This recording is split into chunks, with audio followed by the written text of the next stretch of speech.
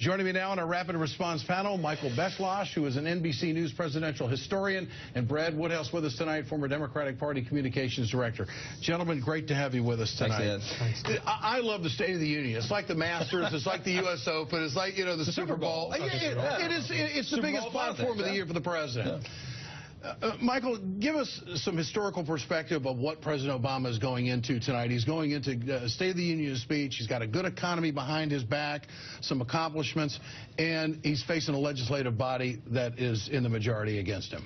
Yeah, and it's not ever very good for a president going into his seventh year in any case. Harry Truman, even 1951, seventh year, had houses of Congress, couldn't get much done because a lot of this is just exhaustion. Even Lyndon Johnson, who was inaugurated, we should mention, 50 years ago today, came in with the second most Democratic Congress in the 20th century, yet all these things we think of as big, great society measures, education, poverty, voting rights, most of those things happened within the first half of 1965. Even Johnson, for the rest of that term, did not have an easy time. So, to some extent, this is exhibition baseball tonight. So where's the opportunity for the president tonight as you see it? One is to say this is what the Democratic Party should stand for, particularly in 2016. And one of the things that Truman did, for instance, in 1951, is to say, essentially, I know that I'm not going to get universal health care and things to help the federal government provide aid to education, other things like that, but I'm going to state this program and hope that a later Democratic president will do this. And sure enough, a lot of what JFK and particularly LBJ did in the 1960s built exactly on what Harry Truman had forecast. Brad, isn't this a moment tonight where the president can say, okay, here's my plan. I've been talking about it for a couple of weeks. Here's my speech. Show me some game. I mean, this is a real, the Republicans got to come to the game now, too. They got both houses. Absolutely. It really is a time for him to lay a marker down.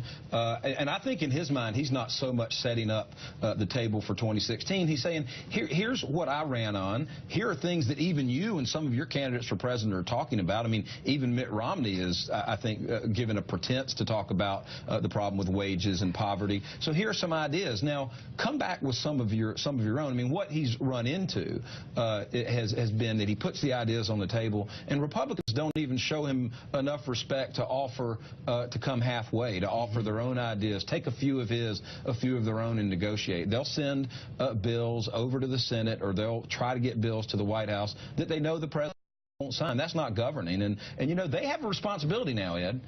They are the majority in the House and in the Senate, and they need to show that they can govern. The president is going to show tonight that he can govern, that he can put plans on the table. They need to meet him halfway. So what changes here? I mean, you've got, on the heels of obstruction at a level that's never been done before, to a Republican Party that has both chambers. I mean, shouldn't the American people expect them to do something? I think they do, and I think the Republicans actually have a motive to cooperate, at least to some extent. And I think you've seen that a little bit in terms of what Mitch McConnell and Speaker Boehner have said, which is that if they're too far out, if they're too confrontational, if they go wild, it's going to be very much harder for them to make the case in 2016 to independent voters and some Democrats who might at least consider voting for a Republican presidential nominee, give us the keys to both the executive and legislative branches. So to some extent, they've got to keep this under control. Brad, the president does not think the country is as divided as Washington. Do you agree with that? I mean, his polling numbers, there's been a big story about him not going to France.